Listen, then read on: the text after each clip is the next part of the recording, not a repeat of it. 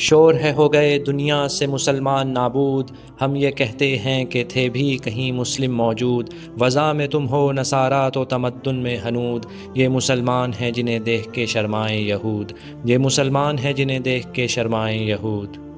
استاد محترم، یہ بتلائیے کہ شب برات کی کیا حقیقت ہے؟ لوگ تو اس کو بڑی فضیلت والی رات سمجھتے ہیں اور اس کو بڑے دھوم دھام سے منا رہے ہیں۔ آپ بتلائیے کیا اسلام میں، قرآن و سنت میں اس کی کوئی دلیل موجود ہے؟ اگر اس کے نام سے شروع کریں شب برات، تو قرآن و سنت میں اس کی کوئی دلیل نہیں ملتی۔ ہم پہلے بھی اپنی ویڈیوز میں لیکچرز میں بتا چکے ہیں کہ جب ایک چیز کا نام ہی ایگزسٹ نہیں کرتا اسلام کے اندر، قرآن و سنت کے اندر، تو وہ دین کیسے ہو سکتا ہے؟ وہ چیز، وہ عمل، وہ عقیدہ، وہ دین کیسے بن سکتا ہے جب کہ اس کا لفظ ہی موجود نہ ہو؟ تو یہ شب برات بھی جو ہے اس کا لفظ موجود نہیں ہے، یہ تو ایک خود ساختہ بدعت ہے جو بنائی گئی ہے، بڑی خطرناک چیز ہے یہ۔ تو اس سے بچنا چاہیے، کیونکہ نبی علیہ الصلوۃ والسلام کا فرمان ہے کہ جو ہمارے لائے ہوئے اس دین میں نیا کام نکالتا ہے وہ مردود ہے، اور جس نے کوئی بھی ایسا کام ایجاد کیا جس پہ ہمارا حکم نہیں تھا تو وہ ایکسیپٹیبل نہیں ہوگا، وہ قبول نہیں کیا جائے گا۔ تو متفقہ علیہ یہ احادیث موجود ہیں اس طرح کے ٹاپک کے اوپر، اور ہمیں ذرا سوچ سمجھ کے اور سنبھل کے کام لینا چاہیے، کیونکہ نبی علیہ الصلوۃ والسلام نے فرمایا ہے کہ جس نے میرے اوپر جان بوجھ کر جھوٹ بولا یا جھوٹ باندھا تو وہ اپنا ٹھکانہ جہنم میں بنا لے۔ آپ کو پتہ ہے اسلام ہمارے تک نبی علیہ الصلوۃ والسلام تک پہنچا ہے، اور اگر ہم اسلام کے اندر کوئی بھی بات کر رہے ہیں تو اگر وہ نبی علیہ الصلوۃ والسلام سے ثابت نہیں ہے اور صحابہ نے بھی اس کے اوپر عمل نہیں کیا، کوئی ثبوت ہی نہیں ملتا ہمیں،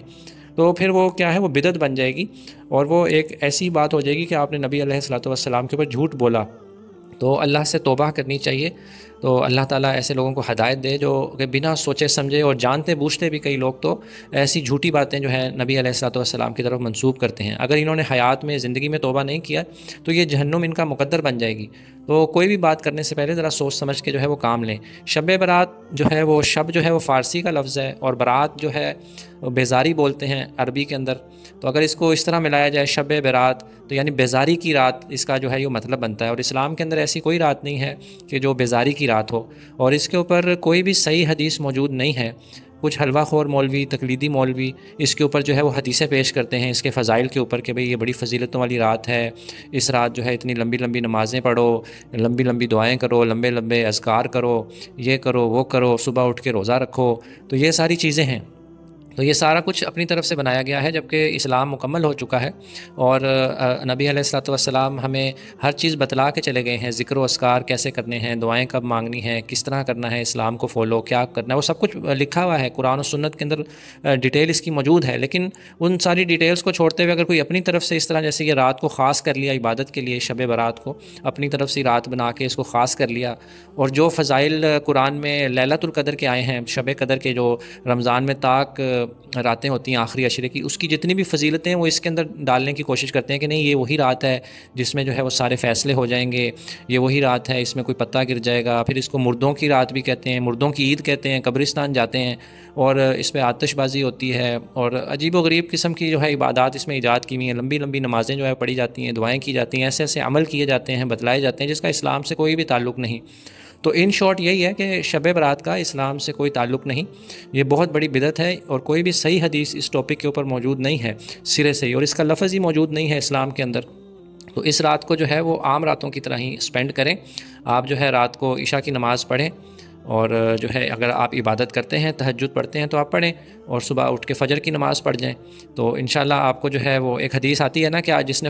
عشاء کی نماز پڑھی اور وہ رات کو سو گیا اور پھر صبح کی فجر کی نماز پڑھی تو وہ اس کو ساری رات قیام کرنے کا ثواب مل گیا۔ تو بجائے آپ جو ہے وہ عشاء کی نماز پڑھیں اور سو جائیں اور صبح فجر کی نماز پڑھیں، تو انشاءاللہ آپ کو جو ہے وہ پورا جو ہے وہ رات قیام کرنے کا ثواب مل جائے گا، عبادت کرنے کا۔ تو اس طرح آپ کو جو ہے وہ ثواب مل جائے گا۔ اگر آپ پڑھتے ہیں، قرآن پڑھتے ہیں رات کو اٹھ کے عام راتوں میں، یا تہجد پڑھتے ہیں تو اچھی بات ہے، آپ پڑھیں اٹھ کے اگر آپ کی روٹین ہے، لیکن خاص نہ کریں خالی 15 شعبان کی جو رات ہے شب برات جس کو کہا جاتا ہے، اس کو خاص نہ کریں عبادت کے لیے کہ بھائی بس یہی رات ہے، اسی رات کو جو ہے میں نے اٹھنا ہے اور میرے فیصلے ہو جائیں گے اور پتہ نہیں کیا کیا بدعقیدگیاں اور شرکیہ کام کیے جاتے ہیں۔ تو ایسی کوئی بات نہیں ہے۔ آپ سو جائیں گے تو آپ کو ثواب مل رہا ہے، لیکن اگر آپ جاگیں گے اور بدعت کے اندر شرکت کریں گے، آپ ایسی شرکیہ حرکتیں کریں گے، بدعتی حرکتیں کریں گے، تو آپ کو ثواب کہاں ملے گا؟ الٹا گناہ ملے گا آپ کو، کیونکہ یہ ساری بدعت ہے اور نبی علیہ الصلوۃ والسلام نے ہمیں اس کا حکم ہی نہیں دیا، تو ہم لوگ پھر بھی کریں گے۔ تو اس سے اچھا آپ سو جائیں عشاء کی نماز پڑھ کے اور فجر کی نماز پڑھیں اٹھ کے، تو انشاءاللہ آپ کو ساری رات کا جو ہے وہ ثواب مل جائے گا۔ ایک مسلمان کو دیکھو سونے کے اوپر پوری رات کا ثواب مل رہا ہے، اور یہ لوگ جاگتے رہتے ہیں، پتہ نہیں کیا کیا کرتے رہتے ہیں، اور ان کو الٹا ثواب کیا مل رہا ہے؟ ان کو تو گناہ مل رہا ہے۔ تو یہ عقل مند کے لیے اشارہ ہی کافی ہے۔ استاد محترم یہ بتلائیے کہ شعبان کا جو مہینہ ہے پھر اس میں ہم کیا کریں؟ اس میں کوئی فضیلت آئی ہے شعبان کے روزے میں؟ اگر شب برات نہیں ہے تو پھر شعبان کی کیا فضیلت ہے، یہ بتلائیے ذرا۔ شعبان کے مہینے میں نبی علیہ الصلوۃ والسلام سے روزے رکھنا ثابت ہے، اس کی بڑی فضیلت آئی ہے کہ شعبان کے مہینے میں ہیں آپ صلی اللہ علیہ وسلم روزے رکھا کرتے تھے، تو اس کی یہی فضیلت ہے، تو روزے رکھنے چاہیے۔ تو اور اس کے علاوہ شعبان کے اندر کوئی رات خاص کر دی عبادت کے لیے، یا دن خاص کر دیا عبادت کے لیے، یا کوئی ایسی چیز موجود نہیں ہے۔ تو اس کے بعد رمضان کا مہینہ آ جاتا ہے، تو اس میں بس شعبان کے اندر جو ہے وہ روزے رکھنے نبی علیہ الصلوۃ والسلام سے ثابت ہیں۔ تو ایک مسلمان کو نبی علیہ الصلوۃ والسلام کی سنت کے اوپر عمل کرتے ہوئے شعبان کے مہینے میں زیادہ سے زیادہ روزے رکھنے چاہیے، بس اس کی یہی فضیلت جو ہے وہ بیان کی گئی ہے۔ اور شب برات سے ریلیٹڈ شعبان کے مہینے کی کوئی بھی فضیلت دور دور تک جو ہے قرآن اور صحیح حدیث میں موجود ہی نہیں ہے۔ استاد محترم پھر یہ فرمائیے کہ شب برات آئی کہاں سے، جبکہ اس کے اندر سنی مسلمان بھی انوالو ہیں، شیعہ مسلمان بھی انوالو ہیں، تو یہ اتنی بڑی تعداد میں جو ہے اس کو منایا جاتا ہے دھوم دھام سے، اور ملے مولانا تو بہت زیادہ اس میں انوالو ہیں، اور عوام کو جو ہے بہت کہتے ہیں کہ بھئی اس میں یہ ہو جائے گا، اس میں وہ ہو جائے گا، بڑی فضیلت والی رات ہے، تو اصل میں یہ شب برات پھر آئی کہاں سے؟ شب برات کا اگر ہم لوگ مطالعہ کرنے کی کوشش کریں کہ یہ آئی کہاں سے، تو ہمیں شیعوں کی جو کتابیں ہیں نا، اہل تشیع جو ہیں لوگ، جو شیعہ مسلک ہے، ان کی کتابوں میں شب برات بڑا ہی چرچے کے ساتھ بیان ہوا ہے شب برات کا، کیونکہ ان کا ایمان اور عقیدہ ہے کہ ان کا جو 12واں امام تھا نا غائب، وہ اس رات کو پیدا ہوا تھا اور غائب ہو گیا تھا۔ تو ان کی کتابوں کے اندر اس کا تذکرہ شروع کی جو ان کی کتابیں ہیں پرانی اس کے اندر اس کا تذکرہ ملتا ہے کہ شب برات وہاں سے شروع ہوئی شیعوں سے، اور شیعوں سے پھر سنیوں کے اندر آ گئی، اور پھر اس کو جو ہے آپ کو پتہ ہے حلوہ خور مولوی جو ہے ہر چمکتی ہوئی چیز کو سونا سمجھتے ہیں، تو وہ پھر جو ہے انہوں نے اس کو لانچ کر دیا مسلم امہ کے اندر شب برات کے نام سے۔ ان کو 2-4 حدیثیں مل گئیں ضعیف قسم کی موضوع اور من گھڑت، تو بس ان کو تو بس بہانہ چاہیے ہوتا ہے، کیونکہ حلوہ خور مولوی جو تقلیدی مولوی ہیں ان کا دین قرآن و سنت کے اوپر تو کھڑا نہیں ہے، ان کا دین تو فقہ حنفی کے اوپر یا امام کے قول کے اوپر کھڑا ہے۔ تو ان کو بس کوئی دلیل مل جائے، کوئی ایسی ضعیف یا موضوع من گھڑت حدیث مل جائے، تو وہ بس کہتے ہیں کہ وہ بس مل گئی، بس کرو، ہم جو کر رہے ہیں بس صحیح ہے، خود بدلتے نہیں، قرآن کو بدل دیتے ہیں، وہی والی بات ہے۔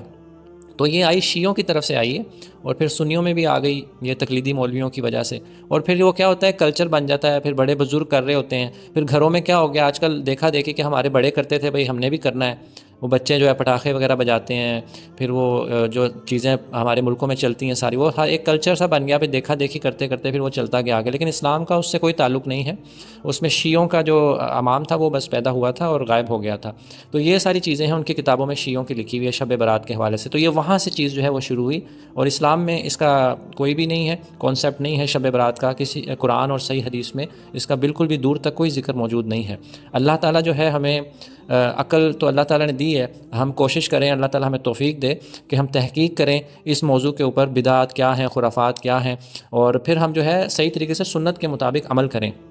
کیونکہ بدعتی جو ہیں وہ جہنم میں چلے جائیں گے اگر توبہ نہ کی، حوض کوثر کا پانی تک نہیں پی سکتے، حدیثیں موجود ہیں، ہم بیان کر چکے ہیں اپنی ویڈیوز میں۔ تو عقل مند کے لیے اشارہ ہی کافی ہے کہ اسلام کو پہلے سیکھو اور پھر اس کے بعد عمل کرو، اپنا عقیدہ بہتر کرو، اس کے بعد جو ہے کسی چیز کے اوپر اپنا عقیدہ رکھو، ایمان رکھو، پہلے سوچو سمجھو، ریسرچ کرو، اس کے بعد عمل کرو۔ اللہ تعالیٰ اس کی ہدایت و توفیق دے۔